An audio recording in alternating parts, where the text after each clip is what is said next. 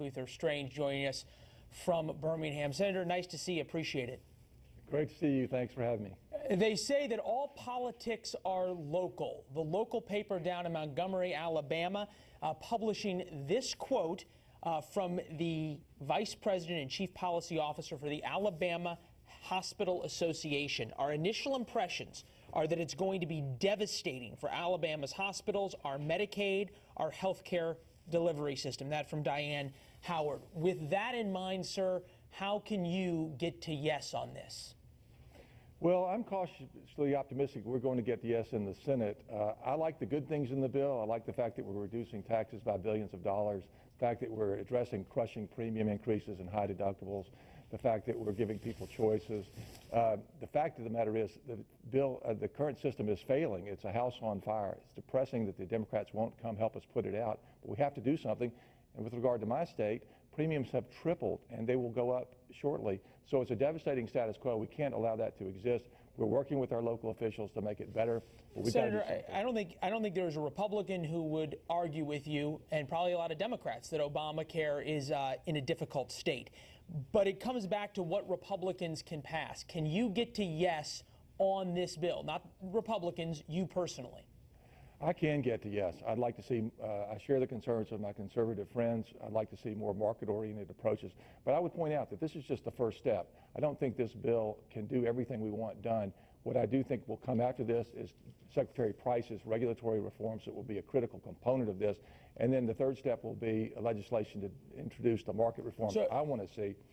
So does that mean you are a yes on this or not yet? I'm not yet there, but I had a very good conversation with the president yesterday. He's working very hard. Tell us what he said to you. That's fascinating. Well, we have a very good relationship. I told him that I'm working very hard to get to yes, and I strongly support his efforts to repeal and replace now, because we have coming right behind this a very attractive tax proposal that will benefit our country. This is what my citizens want done, and I'm working very hard to get there. All right, so this is what the president tweeted out. I can't imagine that these very fine Republican senators, perhaps he was referring to you after the conversation, would allow the American people to suffer a broken Obamacare any longer. So what did he say? What did he say to convince you? What did he promise? What did he offer?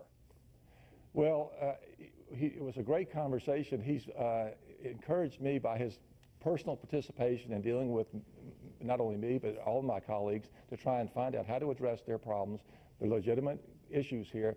But this is the legislative process. Everybody has a position. It's encouraging to have a president who's willing to work with us. And but what are you that. working on? Give me specifics. What's he asking you about? What did you say you wanted from him? Well, I want to see more. Well, the bottom line for me is to make sure that the least able to afford health care, the most vulnerable in my state, are protected. And you don't think under this current bill they are? I think they are. They are protected under this current bill? In the current bill, I believe they are, although it's not perfect, and I still have details I'm working on, as we all are. Okay. All right. So this is on the other side. We heard the president trying to whip votes. He said that he's going to be very involved. He certainly was when this bill was involved in the House with the House repeal and replace plan. This is, though, sort of the stick, if you will. This is from the America First Policies Super PAC, which, as you might imagine from the name, is a pro-Trump super PAC. They put out this tweet about Senator Heller from Nevada, who's also running for re-election as you are. He said, this is the tweet, why did @Sen Dean Heller lie to voters about repeal and replace? He's now with Nancy Pelosi. Not good. #Heller votes yes. They're also taking out a huge ad campaign against the senator there in his state of Nevada. Do you worry that if you vote no or you push back too hard, that this group or others will come after you in your election, sir? I really don't, because the people of my state want Obamacare repealed and replaced. They are getting crushed, worse than any other state in the union. We're one of the top 3 that's seen the most premium increases.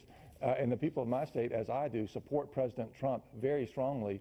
And so I'm doing everything I can to support his agenda, and I think we're very close to doing that. So fair to say you're close to a yes on this, but not quite yet? Well, you know, I have a strong, I'm very strongly optimistic that we're going to get Okay. there. And I think by the president's personal involvement is going to get us there. Do you feel like perhaps the majority leader left a little bit of room to negotiate intentionally here, knew that folks like Senator Cruz, Senator Johnson, Senator Lee, Senator Paul, your friends on the conservative side would need some extra things put in and left that there to negotiate?